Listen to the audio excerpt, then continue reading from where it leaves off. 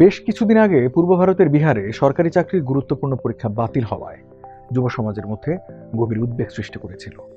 রাজ্যের অনেক তরুণ তরুণী, বিশেষ করে দলিত সম্প্রদায়ের লোকেরা বছরের পর বছর ধরে সংরক্ষিত কোটার উপর নির্ভর করে চাকরি পাওয়ার আশা রাখে।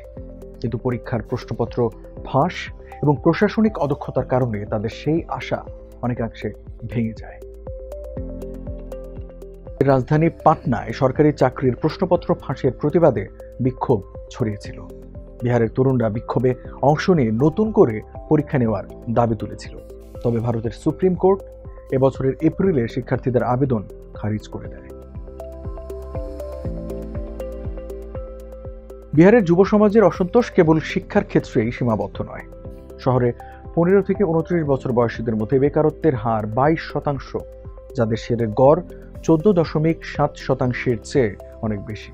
মানব উন্নয়নের বিভিন্ন সূচকেও রাজ্যটির অবস্থান তলানিতে। এখানে পুষ্টি, শিশু মৃত্যু, প্রাথমিক শিক্ষা এবং মাতৃস্বাস্থ্যের মতো বিভিন্ন ক্ষেত্রে সমস্যা বিদ্যমান। কলেজগুলোতে ভর্তি হওয়া মানে কেবল কাগজের ডিগ্রি পাওয়া। ভালোভাবে পড়াশোনা করতে চাইলে অতিরিক্ত খরচে বেসরকারি কোচিং করতে হয়।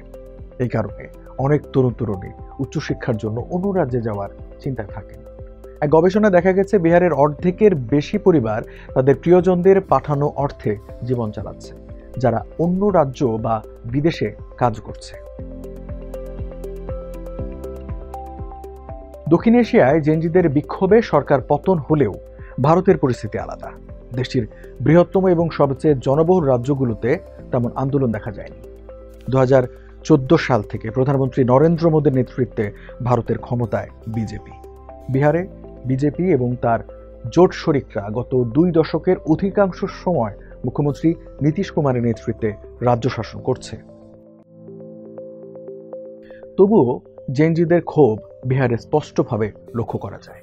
বিহারের খুব কাছে নেপাল, যেখানে গত সেপ্টেম্বরে দুর্নীতির দায়ে সরকার উৎখাত করেছিল তরুণরা। ভারতের রাজ্যগুলোর মধ্যে বিহারে সবচেয়ে কম বয়সী জনসংখ্যা রয়েছে। সরকারি তথ্য অনুযায়ী 128 মিলিয়ন মানুষের মধ্যে প্রায় 40% বয়স 18 বছরের কম, প্রায় 23% বয়স 18 থেকে 29 বছরের মধ্যে।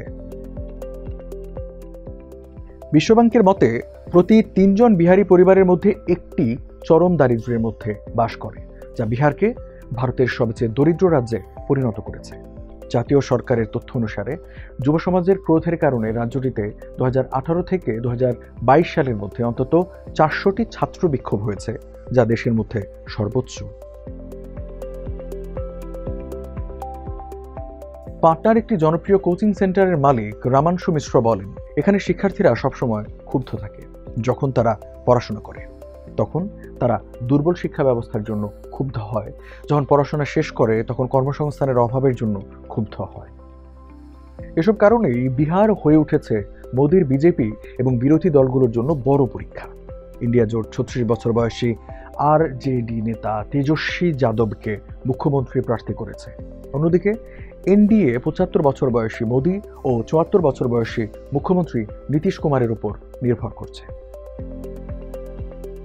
সাংবাদিক ও মোদীর জীবনী সহ বিভিন্ন বইয়ের লেখক নীলাঞ্জন মুখোপাধ্যায় বলেন, এই নির্বাচনের মাধ্যমে বোঝা যাবে ভারতের সবচেয়ে তরুণ রাজ্য কি তরুণ নেতৃত্ব মানে বিরোধী জোটকে মেনে নেবে, নাকি এনডিএ এর সঙ্গে থাকতে চায়।